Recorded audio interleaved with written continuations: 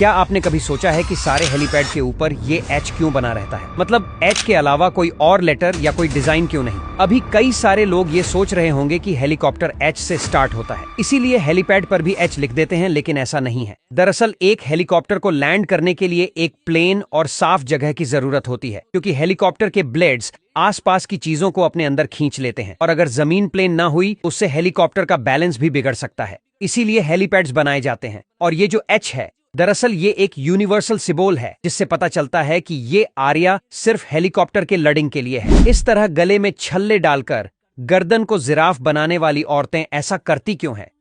दरअसल ये कन ट्रैप की महिलाएं हैं, जो बचपन से अपने गले में छल्ले डाल डालकर गर्दन को लंबा बनाना शुरू कर देती हैं, क्योंकि इनका मानना है कि जिस औरत की गर्दन सबसे ज्यादा लंबी होगी वो सबसे ज्यादा खूबसूरत होगी, पटाखा लगेगी एकदम। इसीलिए ट्राइब की हर एक औरत गले में छल्ले पहनती है। चीन ने क्या कमाल का केमिकल बनाया है जो दुनिया की सबसे बड़ी तकलीफ को दूर कर सकता है।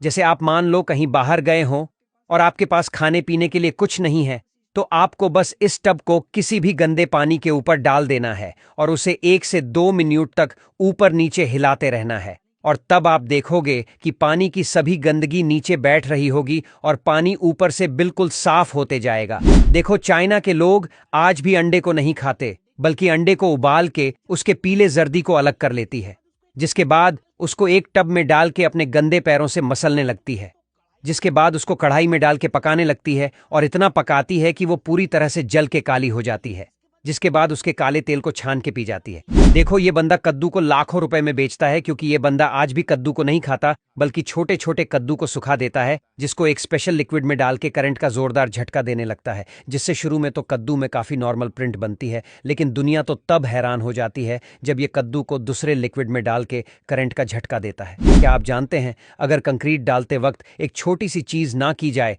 तो पूरी बिल्डिंग कमजोर पड़ सकती है।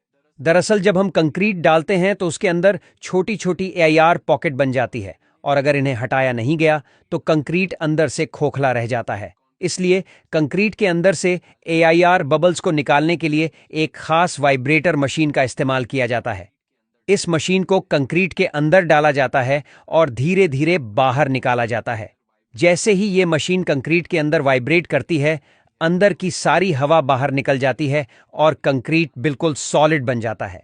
लेकिन इसे चलाना कोई बच्चों का खेल नहीं है, क्योंकि अगर इसे ज्यादा समय तक चलाया गया तो फॉर्म वर्क यानी सांचा फट सकता है, और अगर कम समय के लिए चलाया गया तो अंदर हवा रह सकती है।